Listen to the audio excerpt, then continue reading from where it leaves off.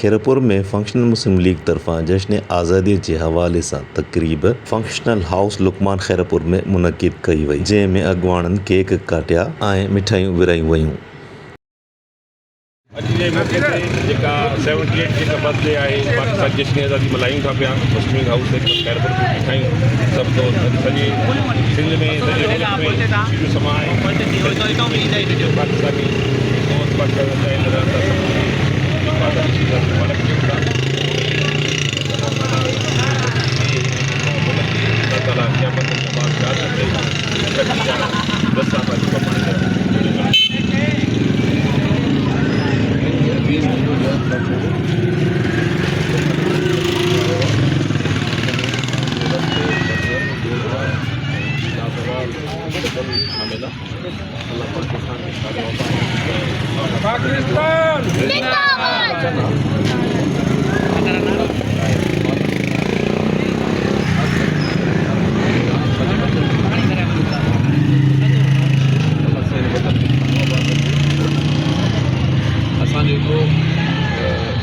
पको पव असां पंहिंजे वतन जी ख़ातिर पंहिंजे धरतीअ जी ख़ातिर कंहिं बि क़ुर्बानी करे कंदासीं। इहा ई दुआ असांजे ॾींहं जा फसल वतन ते ज़मीन ते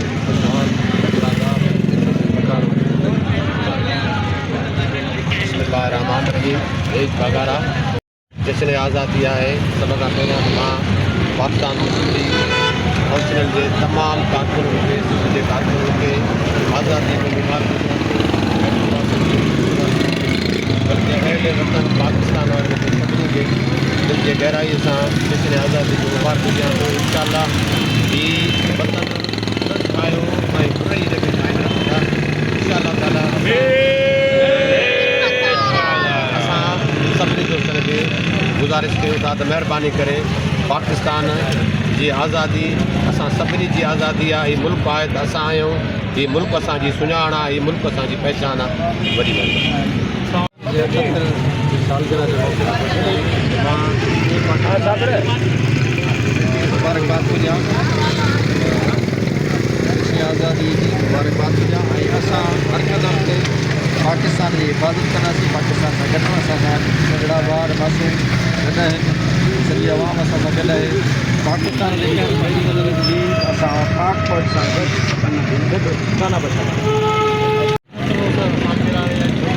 पाकिस्तान में आयो हाणे तव्हांजो ऐं असांजो कमु आहे त असां हिन मुल्क खे जंहिं बुनियाद ते ठहियो हुयो उन बुनियाद ते खणी हलूं। जेके असांजे मुल्क में हालिया जे सूरत लॻा पिया उन्हनि खे असांखे साइड सोचणो आहे त मुल्क जी बहितरी ऐं तमामु हुननि लाइ कीअं कमु करे सघूं था। हिन मुल्क जे लाइ असां पंहिंजी जान माल हर तरीक़े सां गॾु आहियूं। असांखे पीर साहिब जो हुकुम आहे, असांखे गुरू साईं जो हुकुम आहे त हिन जे लाइ तव्हांखे जेको पंहिंजो पाण खे पए त क़ुर्बान कयो पर हिन मुल्क खे इंशाअल्लाह कॾहिं हिन जो नालो मिटी में न मिलाए ॾींदासीं। ऐं इंडिया इंशाअल्लाह को अहिड़ो ग़लति ख़्वाब ख़्याल रखे थी पाकिस्तान जे हवाले सां उनखे इंशाअल्लाह बक़ौल यूनिस साईं उन्हनि जे असां घर में घिरी करे उनखे जवाबु ॾींदासीं। जो ॾींहुं मल्हाइजे पियो उन में असां सम्झूं था त असांजी जेका पार्टी आहे उनजे बुज़ुर्गनि जो तमामु वॾो किरदारु आहे। सूर्य बादशाह ऐं उनखां पोइ शाहमदान शाह ऐं मौजूदा गुज़ारे ताईं जॾहिं बि हिन मुल्क ते ॾुखियो वक़्तु हुजे, सैलाब हुजे, मौज हुजे, ज़ुल्म हुजे, जॾहिं बि हिन मुल्क ते हिन धरतीअ ते ॾुखियो वक़्तु आयो आहे हिन ख़ानदान पंहिंजी जमायत सां गॾु पंहिंजे हमदर्दनि सां गॾु पार्टी जे वर्करनि सां गॾु अॻे मोर्चे ते विया आहिनि। असां सम्झूं था त हिन मुल्क में सभ खां वधीक जेके स्टेक होल्डर आहिनि उहे पीर साईं पघारा ऐं उनजी जमायत। ऐं पाकिस्तान जी तारीख़ जा ॿ भारत आहिनि, हिकु पाक सूर्य बादशाह ऐं हिकु ई मुल्क। हिन मुल्क जे लाइ तव्हां ॾिसो हिन जी तारीख़ ते नज़र कयो त हिन मुल्क जो हक़ीक़त में जेको मौजूदु आहे उहो असांजो सूर्य बादशाह। उन खां पोइ उनजो ख़ानदान अॼु ॾींहुं ताईं रत सत हिन मुल्क जे लाइ ॾिनी आहे। कहिड़ी बि जंग हुजे 1971 जी हुजे 1965 जी जंग हुजे या स्टेट ऑफ डेट जेकी बि कुर्बानी आहे पीर साईं सरदारनि जी आहे ऐं हुनजी हर जमायत जी आहे।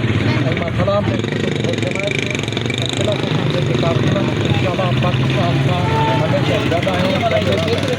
मल्हाएगा ॾिसो हिन मुल्क में सिंध में ख़ासि करे सिवाय असांजी पार्टी जे जो केतिरो बि हिन मुल्क जो हिकरान आहे उहो आज आहे जो असांजे दिलनि में ई दर्द आहे हिन मुल्क में असां ई सवाल केक वगैरह साइंस जिंदाबाद साइंस बच्चा जिंदाबाद सभी पाकिस्तान में फंक्शन ये सभी ऑर्गेनाइज